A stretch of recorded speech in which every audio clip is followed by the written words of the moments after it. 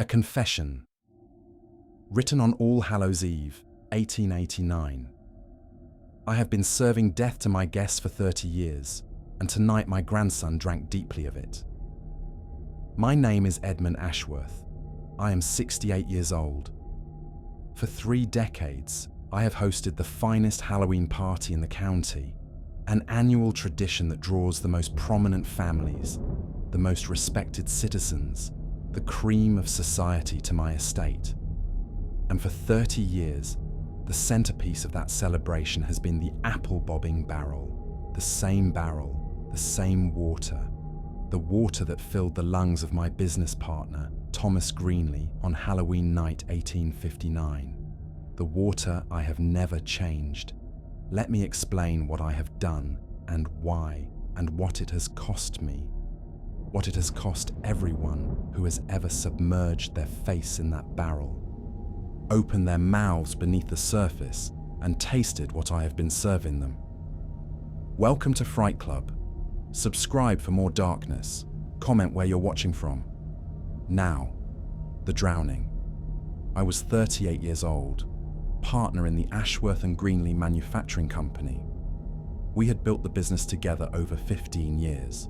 Thomas providing capital and connections, I providing the innovation and drive. We were successful, wealthy, respected. But Thomas had become greedy. I discovered in October of that year that he had been systematically embezzling from the company, falsifying records, redirecting funds to his personal accounts, building a fortune while the business accounts dwindled.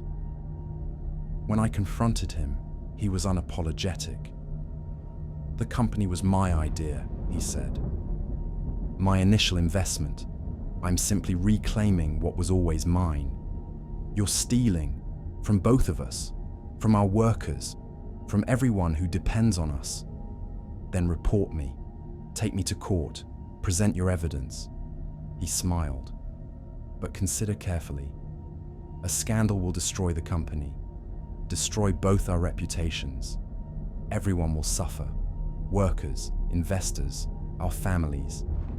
Is that really what you want? He was right. Exposing him would ruin everything we had built, but letting him continue was impossible. I needed another solution. Halloween night, I invited Thomas to my estate for what I called a reconciliation dinner, just the two of us. A chance to discuss the situation privately, find a resolution that would protect the company. He came willingly. He trusted me, or at least believed I was too weak to take direct action. We drank wine. We discussed business, and when he was sufficiently relaxed, I suggested we step outside to see the Halloween preparations. My staff had set up decorations for the party I planned to host the following year, the first of what would become my annual tradition. Among the decorations was a large barrel filled with water, prepared for apple bobbing. Charming, Thomas said, examining it. Very rustic, very traditional. I thought so. Would you like to try it? He laughed. At our age, that's a game for children. Humor me. Consider it part of our reconciliation, a return to simpler times, innocent fun. He was drunk enough to agree. He bent over the barrel, submerged his face, came up sputtering and laughing with an apple in his teeth. There, satisfied. One more, I said, for old times. He bent over again. This time, I pushed his head under and held it there. He fought, of course, thrashed and struggled. His hands gripped the barrel rim, trying to push himself up. His legs kicked, seeking purchase on the ground. But I was stronger, and I was sober, and I was prepared for exactly this. I held him under for 3 minutes, 4, 5. The struggling weakened. The movements became spasmodic, reflexive rather than purposeful. At 6 minutes, he went still. I held him under for 2 more minutes to be certain. Then I released him. His body slumped forward, head still submerged. I pulled him out and laid him on the ground, checked for pulse, for breathing, for any sign of life. Nothing. Thomas Greenley was dead. Drowned in a barrel of water intended for a children's game. I should have felt horror, should have felt guilt, should have been overwhelmed by what I had done, but I felt only relief. The problem was solved. The company was safe. Thomas could steal nothing more. I disposed of the body in a limestone quarry on my property, weighted it, sank it deep where it would never be found. I crafted a story about Thomas leaving suddenly for Europe, chasing a business opportunity. I forged letters in his handwriting, sent them to key people, maintained the illusion of his continued existence. No one suspected. Why would they? Thomas had always been impulsive, always chasing the next venture. His sudden departure seemed perfectly in character, and I inherited his share of the company, became sole proprietor, became wealthy beyond what I had imagined. The business thrived, my reputation grew. Within a year, I was one of the most successful men in the county, and the barrel that had held Thomas's last breath, the water that had filled his dying lungs, I kept it. I told myself it was simply practical. Why waste a perfectly good barrel? Why go to the expense of purchasing another when this one served its purpose? But that was a lie. I kept it for another reason. I kept it because I wanted to share what I had done, to make others complicit, even unknowingly, to contaminate them with my crime. Halloween 1860, I hosted my first annual party. It was a grand affair, 200 guests, elaborate decorations, music and dancing, every luxury. And as the centerpiece of the evening's entertainment, I offered traditional Halloween games. The apple bobbing was most popular. I watched as guest after guest bent over that barrel, submerged their faces, opened their mouths beneath the surface, drank the water that had killed Thomas Greenley. None of them knew, of course. To them it was simply water, fresh and clean and perfectly innocent. But I knew, and knowing made me feel powerful, made me feel that I had not simply committed murder, but had transformed it into something shared, something that touched everyone who entered my home. The party was a tremendous success. People praised my hospitality, my generosity, my festive spirit. I was invited to more social events, welcomed into higher circles, treated with greater respect. And the next year, I hosted another party, with the same barrel, the same water. I told myself I would change the water eventually, that I was simply being practical, reusing what could be reused. But October became November, and I stored the barrel in my cellar without emptying it. And when the next October arrived, I brought it out again, added fresh water to replace what had evaporated, and served it to my guests once more, year after year. Halloween after Halloween, the same barrel, the same water, always some of the original water remaining at the bottom, always some trace of Thomas Greenley's death mixed with the fresh additions, and always guests submerging their faces, drinking deeply, consuming what I gave them. I began to notice changes in my regular guests, subtle at first, then more pronounced. The Harringtons, who had attended every year since 1860, both died of respiratory failure within months of each other in 1867. The doctors called it coincidence, called it the natural progression of lung disease. But I wondered. The Morrison family, parents and 3 children, attended faithfully for 10 years. All 5 developed wasting illnesses, all 5 dead by 1875. The Blackwoods, the Sterlings, the Prices, families who came year after year, who participated enthusiastically in the apple bobbing, who drank deeply of the water, dead, all dead. Lung diseases, mysterious fevers, conditions the doctors could not fully explain. I told myself it was coincidence, that mortality rates were simply high, that disease was common, that people died for many reasons having nothing to do with water from a barrel. But I knew better. The water had become contaminated. Not just with Thomas's death, but with 30 years of stagnation, of mineral buildup, of biological accumulation.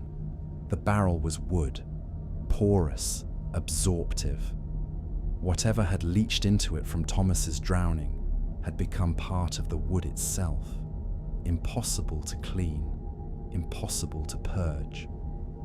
And I had been serving it, year after year, to everyone who trusted my hospitality. I should have stopped, should have destroyed the barrel, ended the tradition, confessed what I had done. But I did not, because by then the deaths had become part of the pattern, part of the ritual, part of what made the Halloween party significant. People died. Everyone dies eventually. What did it matter if some died a bit sooner? If some consumed poison disguised as entertainment? I was Edmund Ashworth. I was wealthy, respected, powerful. I could do as I pleased. And I pleased to continue. The parties grew larger, more elaborate, more anticipated. By 1880, my Halloween celebration was the social event of the season. Invitations were coveted. Attendance was a mark of status. To be excluded was to be relegated to irrelevance, and everyone participated in the apple bobbing. It had become tradition within the tradition, the moment when my guests proved their willingness to embrace the spirit of the evening, to set aside dignity and propriety and engage in childish fun. I encouraged it, praised those who participated, made gentle sport of those who hesitated. Come now, I would say to the reluctant. It's only water, only apples. Where's your sense of adventure? And they would participate. Because to refuse was to seem cowardly, to mark oneself as outside the group, to fail the social test. They would bend over the barrel, submerge their faces, chase the bobbing apples, come up laughing and dripping, sometimes with an apple in their teeth, sometimes empty-handed, but having proven their willingness. And they would drink. They would swallow the water. They would consume what I had been serving for 30 years. I kept records, a private journal locked in my desk where I documented who participated each year, who submerged their faces, who opened their mouths beneath the surface, and I tracked their deaths. By 1885, I had documented 47 deaths among regular participants. Lung diseases mostly, respiratory failures, mysterious fevers, wasting conditions. The numbers were statistically significant. Any epidemiologist studying them would have seen the pattern, but no one studied them, because no one suspected, because I was Edmund Ashworth and my parties were above suspicion. This year, October 1889, marked the 30th anniversary of Thomas Greenley's death. I planned the most elaborate party yet. 300 guests, musicians from New York, decorations imported from Paris, every detail perfect. And of course, the apple bobbing barrel, carried up from the cellar as it was every year. The water looked clear, looked fresh. I had added clean water to replace evaporation, as always. A few drops of essence to provide pleasant scent. Fresh apples floating on the surface. To all appearances, it was simply water. Innocent, harmless, traditional. But at the bottom, beneath the fresh additions, the original water remained, 30 years old, thick with contamination, poison disguised as entertainment. The party began at dusk. Guests arrived in costume, music played, wine flowed. And near midnight, as always, we gathered for the apple bobbing. I watched as guest after guest participated, bent over the barrel, submerged their faces, some successful, grasping apples in their teeth, some unsuccessful, coming up laughing and dripping, all of them drinking, all of them consuming what I served. And then my grandson approached the barrel. Henry, age 12, my daughter's son, a bright boy, eager and innocent, and entirely trusting. He had attended my party for the first time last year, deemed finally old enough to participate in adult celebrations. He had been fascinated by the apple bobbing, had watched other children attempt it, had asked if he could try. I had discouraged him. Perhaps next year, I said, when you're a bit older. But this year, he was determined. Grandfather, he said, approaching the barrel with shining eyes. May I try, please? I've been practicing holding my breath. I can get an apple. I know I can. I should have refused, should have found some excuse to prevent him from participating, should have protected him from what I had created. But I did not, because by then, I had become so accustomed to the deaths, so desensitized to the consequences, that even my own grandson seemed merely another participant, another guest consuming what I served. Of course, I said. Show us how it's done.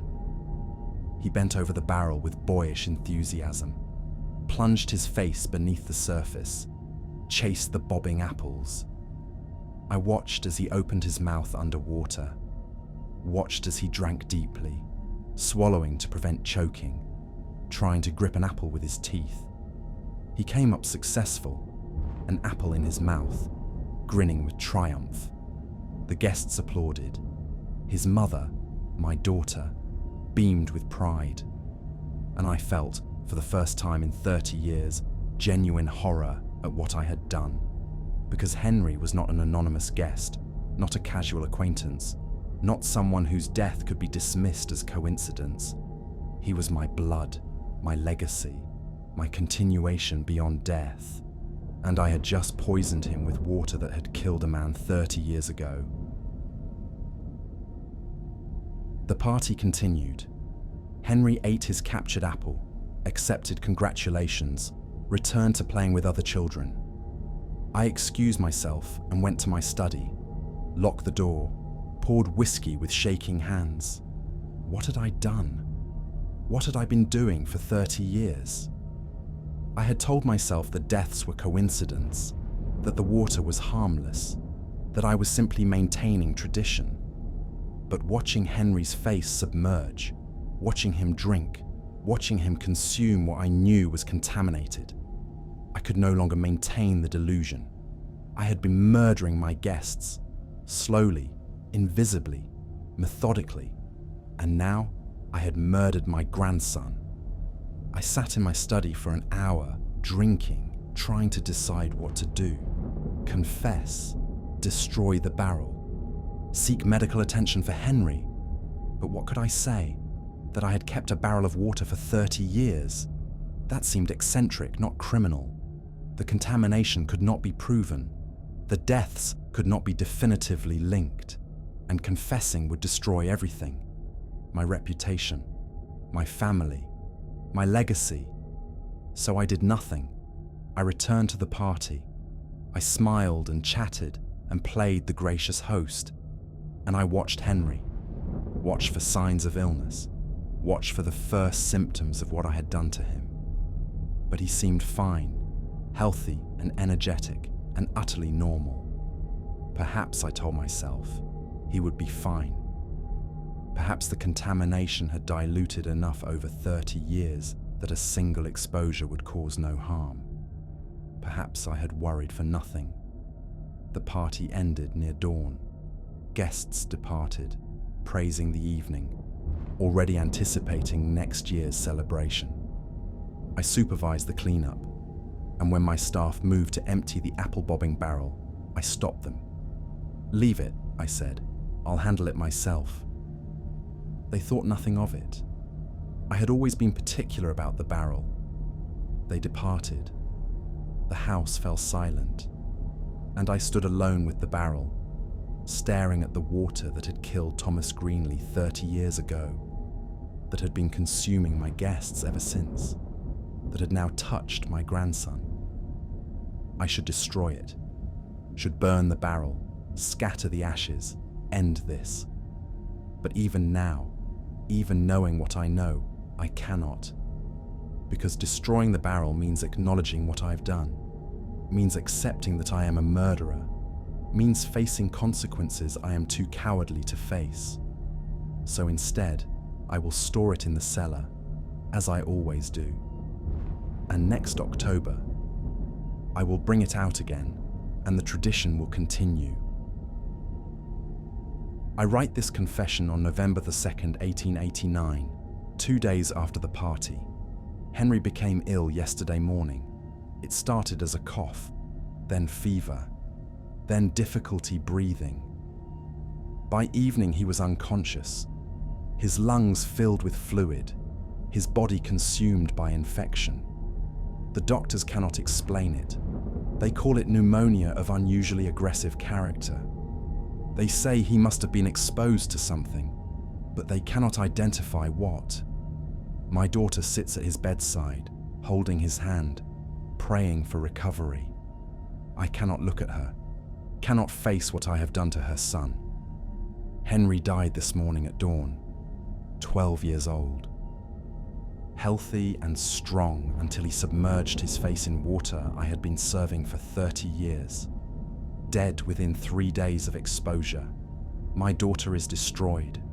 My son-in-law has withdrawn into silent grief.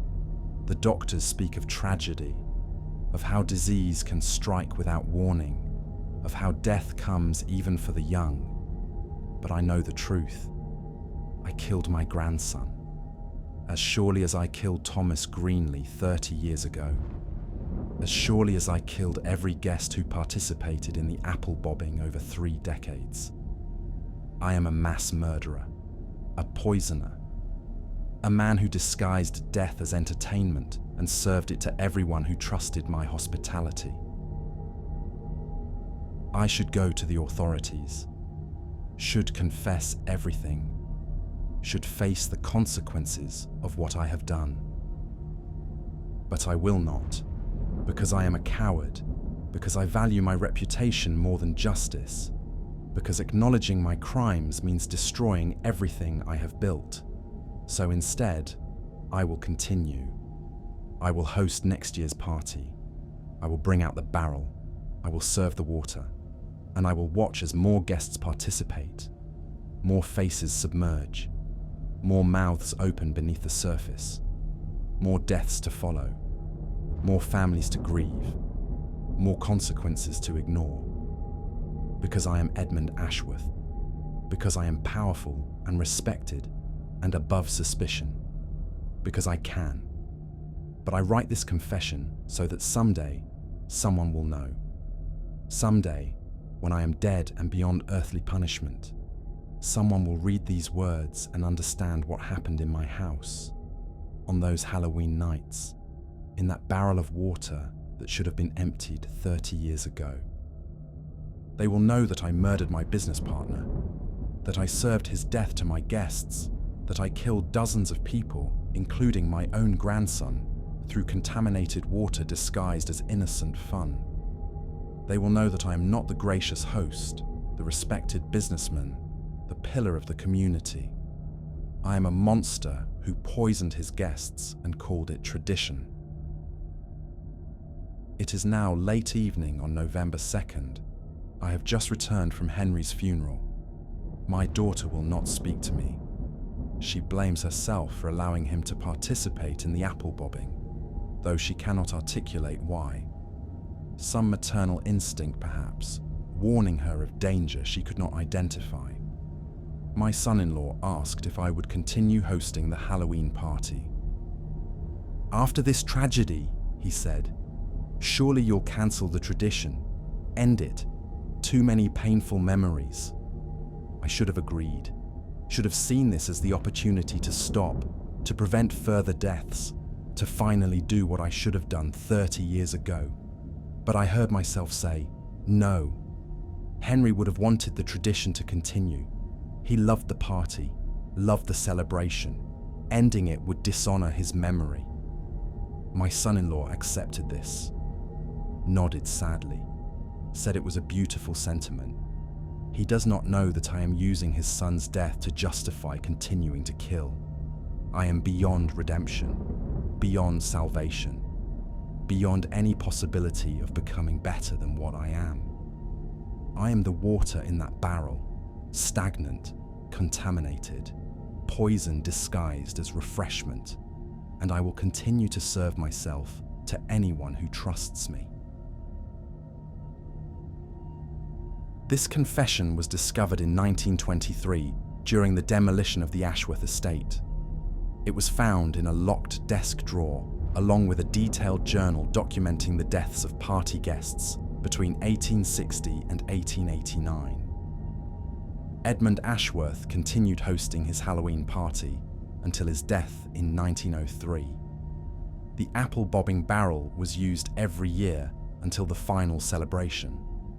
Medical records from the period show elevated mortality rates among Ashworth's regular guests, particularly deaths from respiratory illnesses.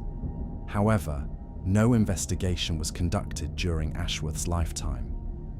After his death, the estate passed to his daughter, who immediately ended the Halloween party tradition and ordered the destruction of all party equipment, including the barrel. Workers tasked with destroying the barrel reported that despite 30 years of storage and repeated use, the water inside had never been emptied. At the bottom of the barrel, beneath decades of accumulated sediment, they found what appeared to be biological matter in an advanced state of decomposition. Analysis of the barrel wood showed extensive contamination with bacterial agents consistent with drowning victims. The water at the bottom tested positive for numerous toxins that would have accumulated over decades of stagnation. Cross-referencing Ashworth's journal with death records confirmed that 73 party guests who participated in apple bobbing died of respiratory ailments within 5 years of participation. The correlation was statistically significant beyond any possibility of coincidence. Edmund Ashworth poisoned at least 73 people over 30 years, including his own grandson, and was never suspected or investigated during his lifetime. The barrel was destroyed by fire in 1903. The ashes were scattered in the limestone quarry on the estate property, the same quarry where Thomas Greenley's body had been disposed of in 1859. When the quarry was drained in 1935 as part of a development project, workers discovered human remains at the bottom. Dental records confirmed the identity as Thomas Greenley. The cause of death was determined to be drowning. The quarry was immediately refilled and declared a protected historical site. It has never been drained again, but every October, locals report a strange phenomenon. Water in the quarry turns cloudy despite no apparent contamination source. Fish in the quarry die in large numbers. The smell of decay becomes overwhelming, and children who swim in the quarry, despite posted warnings, sometimes develop mysterious respiratory illnesses.